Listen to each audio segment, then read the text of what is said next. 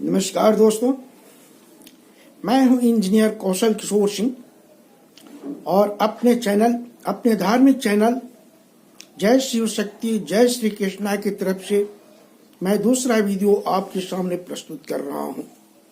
इसके पहले जो वीडियो मैंने दिया है उस वीडियो में जय शिव शक्ति जय श्री कृष्णा के बारे में डिस्कशन दिया हूं कि क्यों ये नाम चूज किया गया है। हमारे दोस्तों ने, हमारे साथियों ने, हमारे चैनल के एसोसिएट ने इस नाम को क्यों चूज किया है, इसके बारे में आपको बताया गया है। उसके नेक्स्ट कड़ी में आज जो वीडियो में लेके आया हूँ दूसरी वीडियो होगी और इस वीडियो में मैं भारतीय सनातन धर्म और हिंदू धर्म से संबंधित कुछ प्रमुख ग्रंथों का नाम लेकर आया हूँ, जिसके बारे में जानकारी हर किसी को रखना जरूरी है। उन ग्रंथों के नाम और उस ग्रंथ के रचयिता जो है, लिखने वाले हैं, उनका नाम मैं आपको बताऊंगा। दुख की बात यह है कि हमारे आज के डेट में बहुत पढ़े लिखे लोग, पीएचडी और डिलीट करने वाले भी इस नामों से अवेयर नहीं है। वो अपने जिस क्षेत्र में वो स्टडी किए उस क्षेत्र में बहुत कुछ जानते हैं, मगर वो भी भारतीय दर्शन शास्त्र में भी स्थान है, उस तरह की किताबें हैं, इसके बारे में उनको जानकारी नहीं है।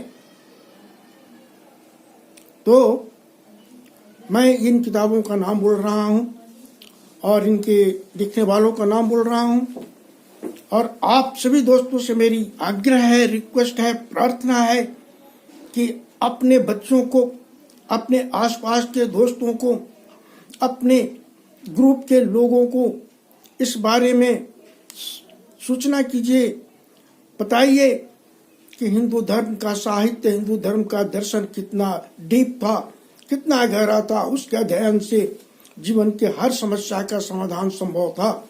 जीवन ही नहीं, इस विश्व के हर समस्या का समाधान करने की क्षमता भारतीय दर्शन में है और था, जिसको कि विदेशों ने, जो लोग हमारे देश पर आक्रमण करके आए, हमारी हिंदुत्व को समाप्त करने की कोशिश किए, हिंदुत्व को हमेशा के लिए समाप्त कर देने की कोशिश किए और कर रहे हैं आज भी, क्योंकि उनको डर था कि हिंदुत्व पूरे विश्व में फैला रहेगा, इसको कोई हटा नहीं सकता है। और इसी का रिजल्ट था कि नालंदा जैसा विश्वविद्यालय जला दिया गया, किताबों को जला करके खाना बनाया गया। नालंदा का विश्वविद्यालय आज भी खंडहर पड़ा है, लेकिन उसका एक भी बुक अवेलेबल नहीं है, सारे बुक जला दिए गए। तो इस तरह से इस बारे में एक चीज और मैं बताऊं कि 1700 ईस्वी के पहले या 1700 ईस्वी के कुछ बाद अंग्रेजों ने एक सर्वेक्षण कराया था कि हिंदुस्तान में कितने पढ़े लिखे लोग हैं, हिंदुस्तान के लोगों में लिटरेसी कितना है। और सर्वेक्षण में ये रिजल्ट सामने आया था कि साउथ इंडिया में 100% लोग लिटरेट हैं, जबकि नॉर्थ इंडिया में 90% लोग हैं। ईस्ट इंडिया और नॉर्थ ईस्ट इंडिया में 85% लोग लिटरेट हैं। इस तरह से पूरी इंडिया में देखा गया, वेस्टर्न इंडिया में 87% लोगों को लिटरेट देखा गया। तो इस तरह से ये पूरे रिजल्ट देखकर अंग्रेजों ने ऐसा प्लान किया कि भारतीय शिक्षा को पूर्ण रूप से ध्वंस नहीं किया जाएगा तो हमारा राज्य इस हिंदुस्तान में नहीं चलेगा, क्योंकि ये तो बहुत पढ़े लिखे हैं सब। और इन लोगों ने भारतीय शिक्षा पद्धति को ध्वंस कर दिया। जितने भी गुरुकुल थे, गुरुकुलों को बंद कर दिया गया, गुरुकुल में पढ़ाने वाले गुरुओं को तौहनी किया गया, मार दिया गया, किताबों को जला दिया गया और उसके साथ ब्रिटिश शिक्षा पद्धति को हिंदुस्तान में लागू किया गया, जो आज तक चल रहा है। हम अंग्रेजी बोलने में अपना बड़प्पन समझते हैं, लेकिन अपने देश की भाषा बोलने में हम अपने आप को छोटा महसूस करते हैं। उसका ही असर है ये।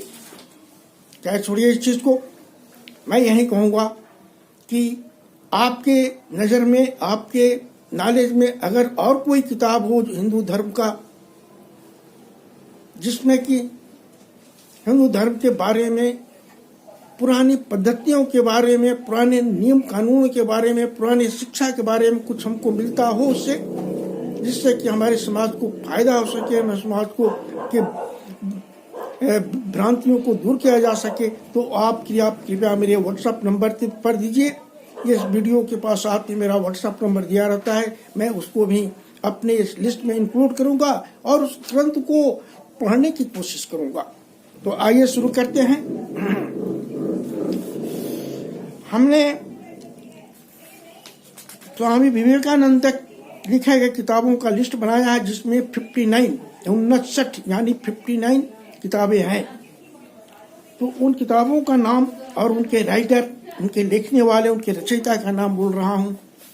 कृपया ध्यान दीजिएगा, अगर कोई मिस्टेक हो तो उसके लिए हमें क्षमा करेंगे और उसको सही करने के लिए हमारे पास कमेंट जरूर करेंगे। हिंदू धर्म के इन किताबों में पहले नंबर पर अष्टाध्यायी है, जिसके रचयिता है, जिसके लिखने वाले हैं पाणिनि। दूसरा ग्रंथ है रामायण, जिसके लिखने वाले हैं वाल्मीकि। तीसरा ग्रंथ है महाभारत, जिसके रचयिता है वेद व्यास। चौथा ग्रंथ है भारतीय अर्थशास्त्र, जिसके रचयिता है चाणक्य। पांचवा है महाभाष्य, जिसके रचयिता है पतंजलि। छठा है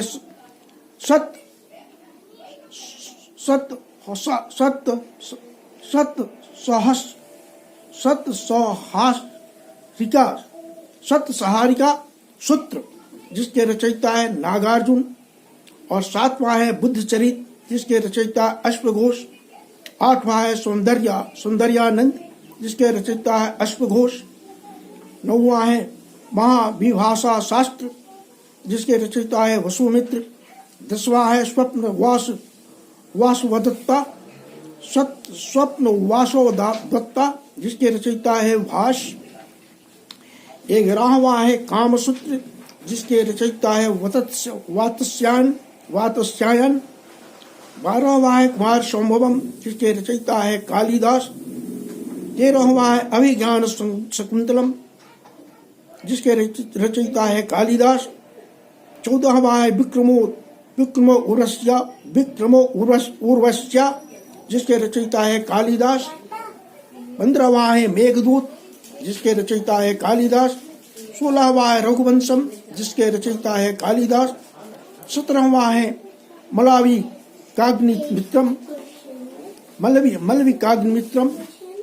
काग्निमित्रम, जिसके रचयिता है कालिदास। 18वां है नाट्य सूत्र, जिसके रचयिता है भरतमुनि।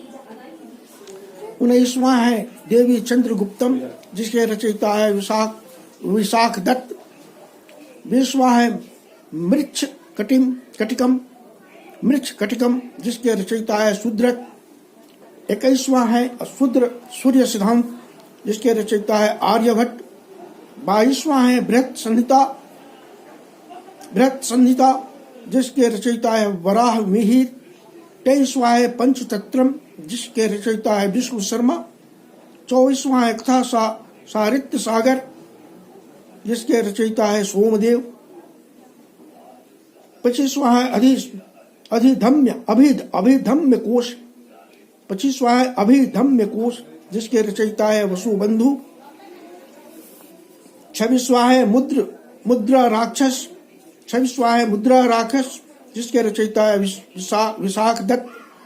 27वां है रावणवध, जिसके रचयिता है भट्टी। 28वां है किरातर्जुनियम,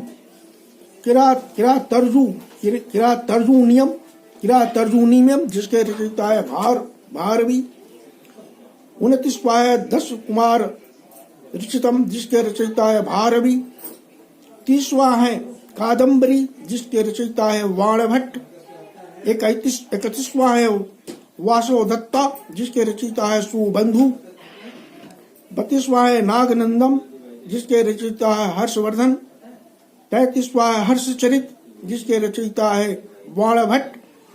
34वां है रत्नावली, जिसके रचयिता है हर्षवर्धन। 35वां है प्रियदर्शिका, जिसके रचयिता है हर्षवर्धन। 36वां है मालती माधव, जिसके रचयिता है भावभूति। 37वां है पृथ्वीराज विजय, जिसके रचयिता है जयानक।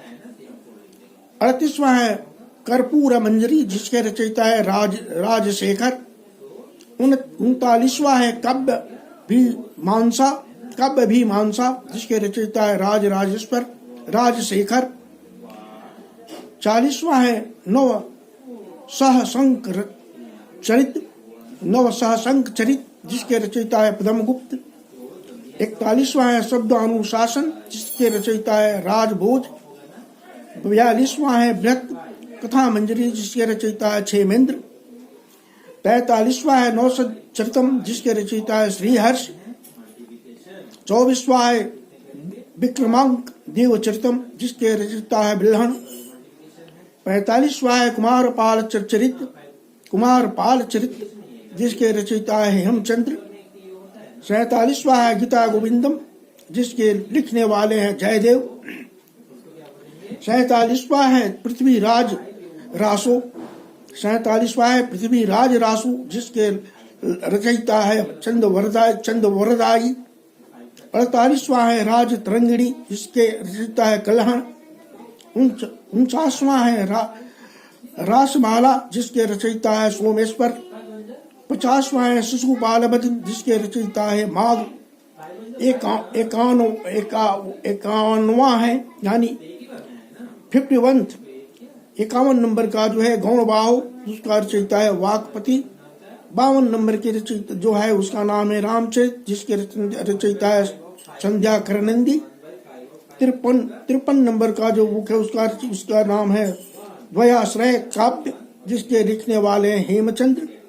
54 नंबर वाले जो 54 नंबर वाला जो किताब है उसका नाम है रामचरितमानस, जिसके लिखने 55 नंबर वाला किताब है उसका नाम है जनयोग, जिसके लिखने वाले हैं स्वामी विवेकानंद। 56 वाला है भक्ति योग, जिसके रचयिता है स्वामी विवेकानंद। 57 वाला जो 57 नंबर वाला है उसका नाम है आपको वेदांतु, जिसके रचयिता है स्वामी विवेकानंद। 58 वाला जो है 58 नंबर वाला जो है उसका नाम है कर्मयोग, जिसके लेखक है स्वामी विवेकानंद। 59वां यानी 59 नंबर का जो किताब है उसका नाम है राजयोग, जिसके रचयिता है स्वामी विवेकानंद। इस प्रकार मैं 59 किताबों का लिस्ट बनाया हूँ जो आपके सामने प्रस्तुत किया। ये मैं डिफरेंट सोर्स से भी लिया हूँ, कुछ नेट से निकाला हूँ, कुछ लोगों से बात करके लिया हूँ। इस संबंध में मेरा एक प्रोग्राम है, मैं कलकत्ता नेशनल लाइब्रेरी भी जाने वाला हूँ। वहां से भी इंफॉर्मेशन कलेक्ट करने की कोशिश कर रहा हूँ,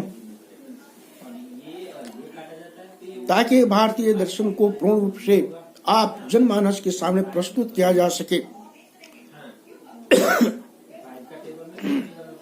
इस संबंध में आप सभी दोस्तों से मैं करबद्ध प्रार्थना करता हूं कि आप इसमें सहायता करें। और सहायता कैसे करेंगे? आप इसको पढ़ें, इस लिस्ट को पढ़ें, किताबों का नाम जानें, उन किताबों के बारे में जानने की कोशिश करें कि ये किताब किस चीज से संबंधित है। अपने बच्चों को बताएं, अपने परिवार के लोगों को बताएं, समाज के लोगों को बताएं, ताकि भारतीय दर्शन शास्त्र और सनातन कल्चर को लोग समझने वाले समय में अपने भारतीय सनातन धर्म से संबंधित साहित्य को जानकर इसके बारे में सोचने का उन्हें मौका मिले। यहाँ मैं ये भी बता दूं कि आज के डेट में बहुत सारे प्रोफेसर हैं, रीडर हैं, बहुत सारे विद्वान आए हैं। कोई पीएचडी किया है, कोई अमेरिका से किया है, कोई यूएसए से किया है, कोई कैम्ब्रिज से किया है, कोई कहीं से किया है, कोई कहीं से किया है। लेकिन क्या इस संबंध में उन्हें कोई जानकारी है कि हम जिस सब्जेक्ट में, जिस विषय में अपनी महार पीएचडी किया हूं, उससे संबंधित कोई किताब आपको भारतीय दर्शन शास्त्र में है? मैं कहता हूं उनको नहीं है। और अगर है जानकारी तो वो सामने क्यों नहीं रखते जनमानस के सामने? गणित शास्त्र में क्या आर्यभट्ट से बड़ा कोई गणितज्ञ इस विश्व में हो पाया? आज तक नहीं हो पाया। और अगर कोई होता है तो हमारे आज के भारतीय पॉलिटिशियन और आज के भारतीय शासन संस्था शासन को चलाने वाले और आज के भारतीय जनता के लोग जातिवाद में पढ़कर उसको समाप्त कर देते हैं, मार देते हैं। जैसे एग्जाम्पल मैं दे रहा हूं, एक गणितज्ञ थे श्री वशिष्ठ नारायण सिंह, जिन्होंने अमेरिका में रहकर रिसर्च किया, बहुत सारी थियरियां दी उन्होंने एक ऐसी थियरी दी जिसके बेस पर आज भी जो एक उपग्रह चल रहा है उस थियरी के बेस पर उसका सलूशन निकाला गया है। और वो theory Boston university, Cambridge university, California university में पढ़ाई जा रही है। आज तक उसकी प्रूविंग नहीं हो पाया, कोई कर नहीं पाया। और वैसा गणितज्ञ हिंदुस्तान में था, बिहार के पटना में रहने वाला था, एक गरीब परिवार का लड़का। वो पागल हो गया, भारत सरकार उसकी इलाज नहीं करा पाई और बिहार सरकार जाति बंधन के जातीयता के चलते उसको पटना में ही ऐसे इस तरह से बंधित कर दिया गया, रूम में बंद हो गया, वो आदमी मर गया। तो नोबेल प्राइज का अधिकारी वो था।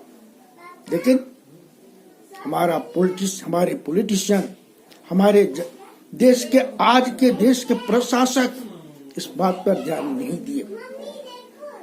उसका इलाज हो सकता था। अगर हिंदुस्तान के डॉक्टर सक्षम नहीं थे तो किसी दूसरे देश में भेज के इलाज कराया जा सकता था।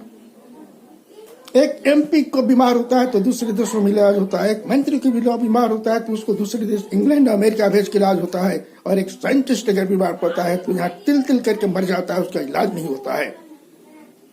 कारण है ये कि हमारी जो भी लिटरेसी है हमारे पास, हमारे पुराने ग्रंथों में जो कुछ है उसको दबाने की कोशिश हर संभव की जा रही है, आज भी की जा रही है।